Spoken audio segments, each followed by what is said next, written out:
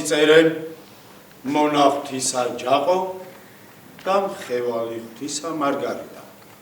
სახელითა მამისათა და ძისათა სულისაწმინდისათა. ამინ.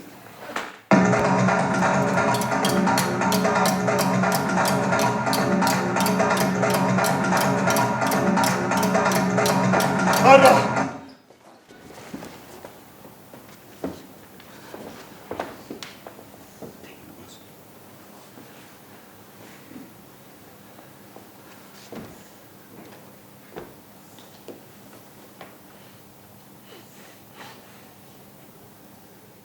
სპექტაკლი საქართველოს თოჯინების პროფესიული სახელმწიფო თეატრების გაერთიანებისა და თოჯინების სახლის ერთობლივი კოლაბორაციაა.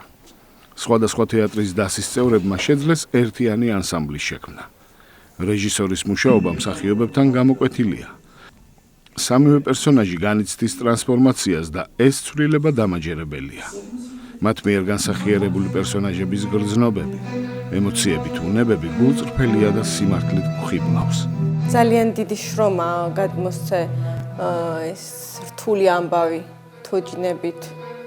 თან ეს კამერული სპექტაკლია უფრო და მსახიობები დავით ბერიძე, აბელ სოსელია, მარიამ ლომიძე, ხო ვინც უშუალოდ ჯაყოს, თეიმურას და მარგოს როლს ასრულებს. ძალიან როგორ თქვა, ყოველგვარი გადაჭარბების გარეშე და ყოველგვარი ზედმეტი პათეტიკურობისა თუ ემოციის, გადაჭარბებული ემოციის გარეშე ახერხებენ, რომ გადმოსცენ ეს ამბავი. და აი ამ სისადავეში თან კოსტიუმების ისეთია, რომ არანაირი ზედმეტი ფერი რაც თოჯინურ სპექტაკლთან ახლავს ხოლმე, რომ ერთ ფერში შავებში ისე გადმოსცემს ეს ყველაფერი, აი სისადავე აქვს ამ სპექტაკლს თავისი ხიბლსენს რა, როგორც ასეთი ყოველგვარი გადაჭარბებული შექმნილი ტრაგედიის გარეშე არის გაუბედურებული პერსონაჟები. იდეაში სპექტაკლის განმავლობაში რომელიღაცას რაღაც ეტაპზე მაინც ხედავთ ესე განადგურებას.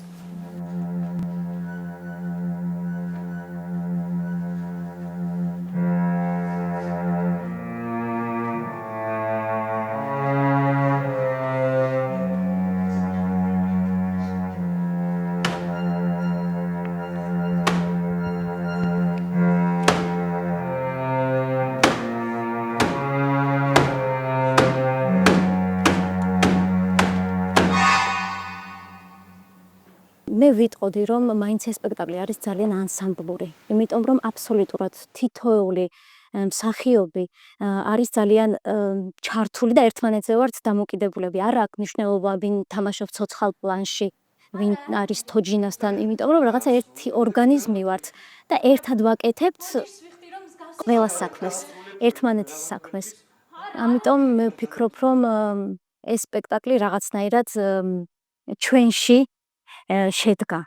მიუხედავად იმისა, რომ ჩვენ გადაკვეთა არ ქონდა არც აბელთან, არც მარიამთან, ძალიან კარგად შევერწყეთ ერთმანეთს და ვიმუშავოთ.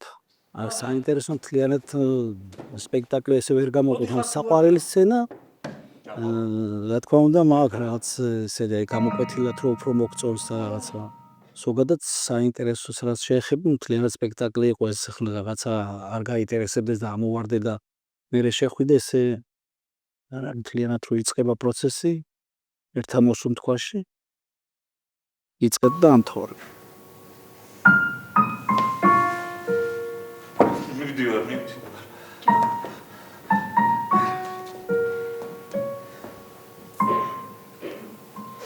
ხასი არ შეიძლება ჯაყო. ეს რა გავიკეთე? ეს რა გავიკეთე? ეს ხო ექსპერიმენტული ნამუშევარი, სცენაზე იყვნენ მსახიობები, რომლებიც თითქმის ერთმანეთს არც იცნობდნენ. რეპეტიციები დავიწყეთ ლევილში და მინდა გითხრათ, რომ ძალიან კარგად ვიმუშავებ ლევილში და შეიძლება ითქვას 24 საათიანი მუშაობა გქონდა. გქონდა იმის საშუალება, რომ ყოველდღიურად შეხვედროდით ერთმანეთს, რაღაც იდეა დაგვებადებოდა, პარტნიორები ერთმანეთს მივიდოდით, უცებთ ეტყოდით ის და ანუ ამ აზრთა, ასე რომ ვთქვათ, აზრთა ცვლაში რაღაცები მე ჭეშმარიტი გახდა. მუშაობაში გაიცნეს მსახიობებმა ერთმანეთი და მე არ მახსოვს ერთი დღე აღმოჩენების გარეშე. ეს იყო ნამდვილად ექსპერიმენტული ნამუშევარი და სასიამოვნო პროცესი. მეც დიდი ხანი არ მიმიღია ეს სიამოვნება, იმიტომ რომ სულ გადარბენებზე რომ ხარ, სულ ერთი რეპეტიციიდან მეორეზე ამ სპექტაკლისთვის მოვიცალეთ. მე მაგალითად ქუთაისიდან ვარ, მარიამი ბორჯომიდან, მიშა ბერიძე ახალციხიდან, აქ მე ქუთაისიდან მაშინ უნდა ჩავიდე 3 თვე იქ, მე აქეთ კიდე მესხიშვილის თეატრი, ქუთაისის თოჯინების თეატრი, ეგ რთული პროცესი იქნებოდა და აი იმ პროექტმა შეუწყო ხელი ამ სპექტაკლის ამ თუ ვიტყვით სიკარგეს. მე არ ვიცი შედეგი რა გამოვიდა, არ ვთავმდაბლობ, იმიტომ რომ ნამდვილად ჯერ არ არის შემდგარი სპექტაკლი, ალბათ კიდე გათამაშება ჭირდება და ალბათ მივალთ რაღაც შედეგამდე, მაგრამ პროცესი ნამდვილად იყო შემოქმედებითი და მე მინდა თვითონ მათგანს მადლობა გადაუხადო. ეს ხალხი არიან პროფესიონალები და თავი გადადეს სრული ამ სიტყვის მნიშვნელობით. ჯაყო ქლეინა მარგოს ვახლავარ სიდიციგიმე. მეტისმეტად გამოცვლილ ხარ. ო, გამოცვლილ ვარ, მაშა. გასუქებულ ხარ. გასუქებულ ვარ, მაშა, ხო. ალბათ კეთილი ცხოვრება გექნება ჯაყო და იმიტომ გასუქებულ ხარ. რატო არ ეკნება ჯაყოს კეთილი ცხოვრება სიდიციგიმე? რეჟისორმა რეპეტიციების პროცესში რამდენიმე უკვე დადგმულ მიზანსცენაზე თქვა უარი და ამოიღო სპექტაკლიდან.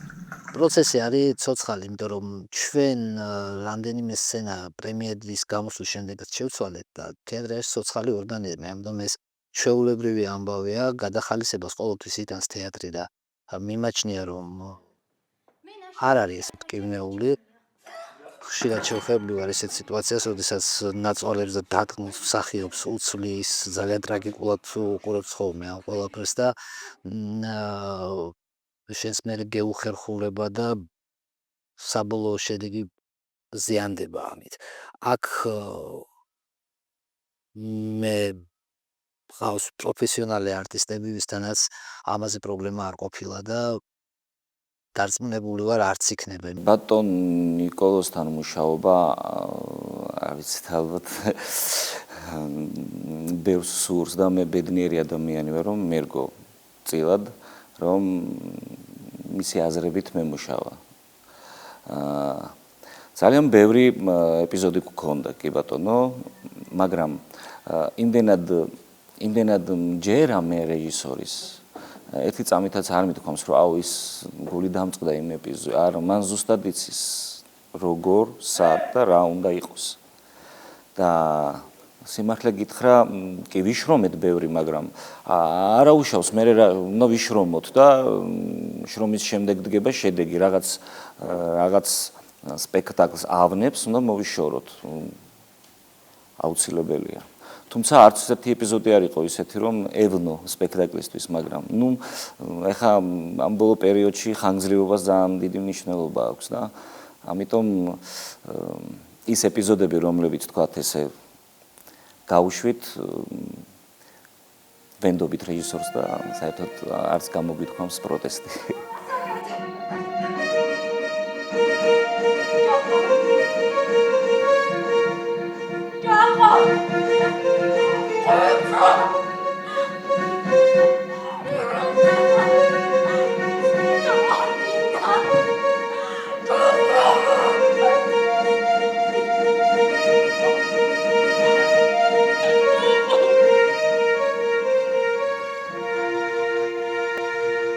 არ მინდა ვიყო თითქოს სუბიექტური, მაგრამ ნაწარმოებშიც ეს სცენა არის ჩემთვის ძალიან ემოციური და ძალიან იმოქმედა ამ ხელა უსამართლობის განცდამ, როდესაც უყურებდი სცენას მარგო რო ბრუნდება თეიმურასთან, რომელიც წამოიყვანა ჯაყომ როგორი შეურაცხყოფილია, მაგრამ იმდენად არის უკვე განადგურებული და თან დაღლილი თეიმურაზის უმოქმედობით, რომ ვერ ამბობს ვერაფერს. და გარდა ამისა, ჯერ თეიმურაზის დამოკიდებულება, რომ კარგი რა მარგო, მოდი ჩვენ აქ დავრჩეთ, უფასოდ გვაჭმევენ, გვასმევენ. და ამასობაში ცოლი იკარგება. და მე პასუხად უბრუნებს, რომ უკვე როდესაც მარგო თავს ქალად იგრძნობს, მე თეიმურას უბრუნებს აქეთ პასუხს, რომ მოდი არა, აქ ვიყოთ, აქ ხომ უფასოდ გვაჭმევენ, უფასოდ გვასმევენ, უფასოდ გვძინავს. აი კითხვა ჩნდება მათ შორის, თუნდაც პერსონაჟებს შორის აი თქვენ დაჯახება, რომ თუ ცხოვრება მარტო უფასოდ, თუნდაც უფასოდ ჭამა და სმა და დაძინება და არაფერი მის მიღმა, ადამიანის რაღაც ხორციელის მიღმა არის რაღაც.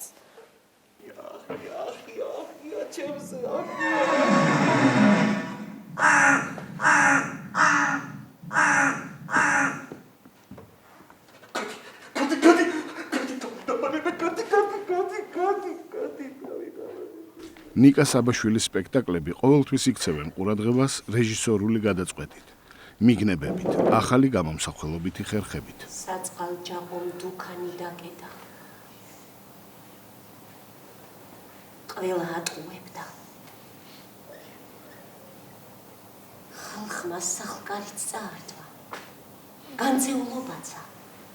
ხმალხანჯალიცა და ყველაფერიცა. სახლი წაართვეს და სკოლა გახსნეს. ჯაყო გაღატაკდა.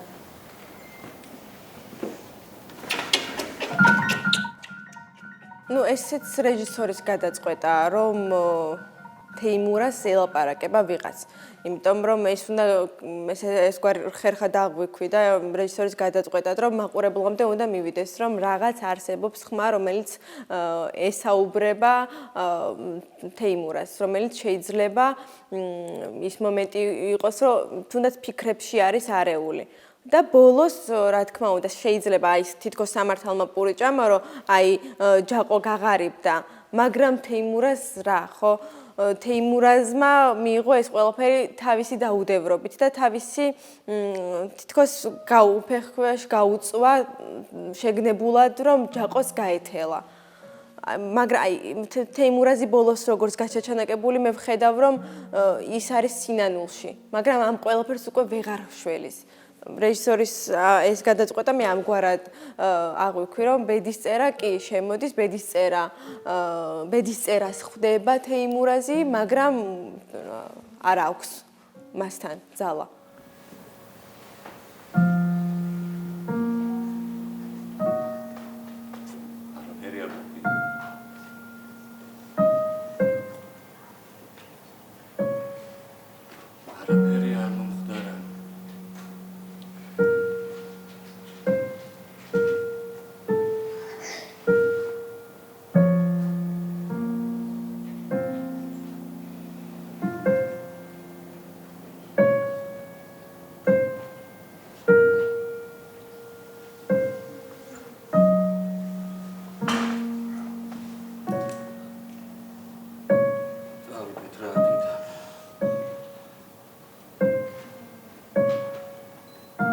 ეს არის უსასრულობა, რომელიც არ დამთავრდება და ადამიანები უნდა ვეცადოთ ალბათ იმას, რომ აი ამ დაუნდობელმა მანქანამ არ გაგვსრისოს და არ გავხადოს იმ მონსტრებად, რომელიც შემდეგ სრისავს საზოგადოებას და ადამიანებს. ძალიან რთულია დარჩი ადამიანად სხვანაირად აღვიქვი, მაგრამ მგონია, რომ ეგ იყო ისეთი გადაწყვეტა, რომელიც მაყურებელს აფიქრებს და რაღაც დროს სჭირდება, რომ იფიქროს, გაანალიზოს და შეიძლება არ არის გამორიცხული, რომ რეჟისორი ტოვებდეს კონკრეტულ ფინალს ან კონკრეტულ სცენას, თავის გადაწყვეტას ცოტა ღიად, რომ გადაწყვიტოს მაყურებელმა. ზუსტადაც რომ ნიკა საბაშვილის სხვა სპექტაკლშიც გვინახავს, რომ ესე ღიად შეიძლება ტოვებდეს.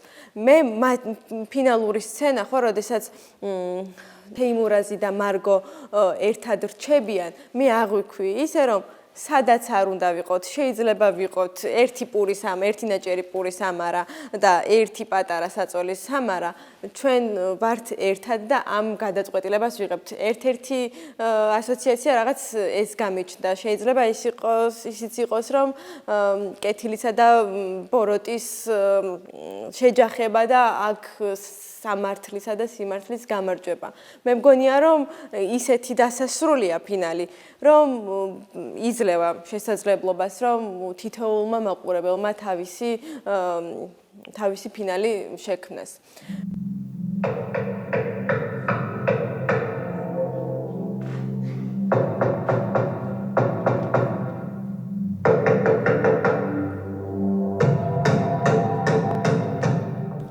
სპექტაკლი იწყება და მთავრდება ძლიერი კაკუნით. თითქოს ვიღაცა კარის შემომტვრევას ლამობს. ჩვენ როდის მოგვიკაკუნებენ, არავინ არ იცის. ეს არის ალბათ გაფრთხილება, რომ ყოველი დღე დაიწყოს სტუმრის მოლოდინში. რა გესტუმრებმა კაცმა არის. ძალიან რთულია იცხოვრო თავისუფლად, მიენდო ბედს მაშინაც კი, როდესაც ჩვენ დიდი პასუხისმგებლობები გაკავშირებს. არავინ არაფრისგან დაცული არ არის არასოდეს. და იცხოვროს სწორად, ესეც ძალიან რთული დასაგეგმია. ჩვენ არ ვიცით, შეიძლება შენ ცხოვრობს, ფიქრობ რომ ცხოვრობს სწორად, მაგრამ ამ შენმა სწორმა ნაბიჯებმა შენ თვითონვე გამოგიტანოს განაჩენი. ჯაყო ჭკვიანი კაცია, მაშა. ჯაყომ კარგად იცის კანონები. ჯაყოსა ბევრი ყავს. მონათლავებიცა და მოუნათლავებიცა. რა იცი როდის დაჭირდეს ჯაყოსა? მოუნათლავი შვილები, ა?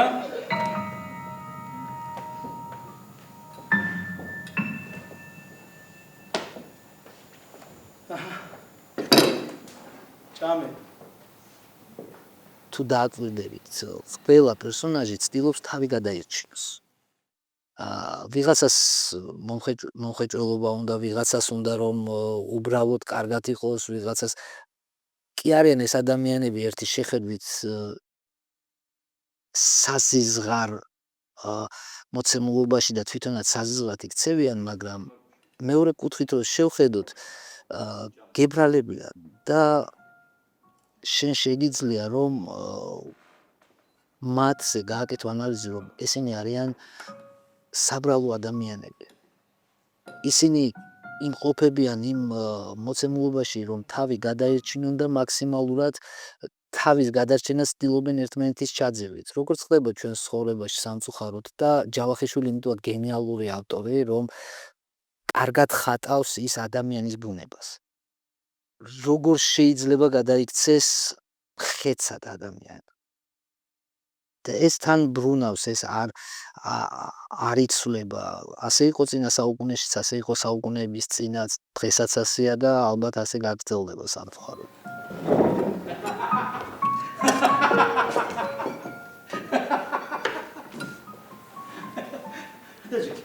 დაჯექი მიეს, დაჯექი. ძალიან შვილად ხაცვია შენ სულს. მიეს. მაგრამ ჯაყო ფულს გასესხებს. ჯაყო ფულს გასესხებს. შენ მარგოს ჩააცმევ. მაშა? ეს შენი სერცხვილია, კნიას, შენი. თავარი ალბათ რაც არის ჩვენი სათქმელი ის, რომ სად გაქრა ჰუმანიზმი. სად არის ცხოველისა და ადამიანის განსხვავება მაშინ, როდესაც შენ ხდები მტაცებელი. რამდენად რთულია საკუთარი თავი აკონტროლო და დღევანდელ დღეს რომ გადავხედოთ და ეს ნაწარმოები ყოველთვის აქტუალურია, იმიტომ რომ სამწუხაროდ ადამიანი არ იცვლება. ძალიან მნიშვნელოვანია რომ დაარქვა სახელები ქცევებს, ადამიანის ქცევებს და კრიტიკულ სიტუაციაში ადამიანი როგორ გამოხატავს თავის ვნებებს, შესაძლებლობებს.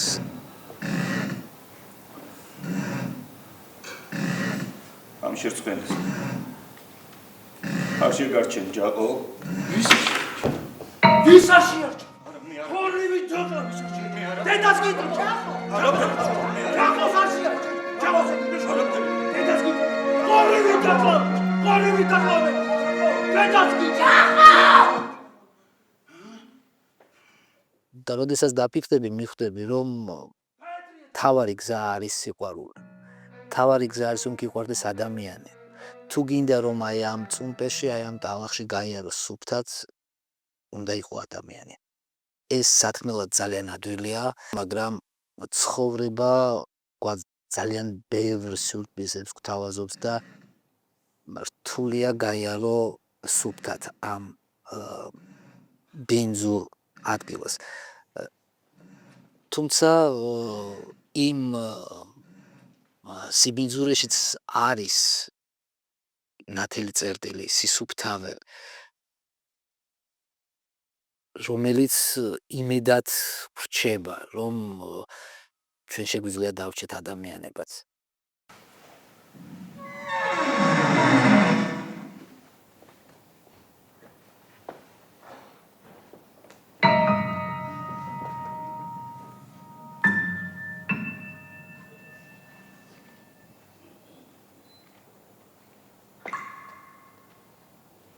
მიხედე გნეინას.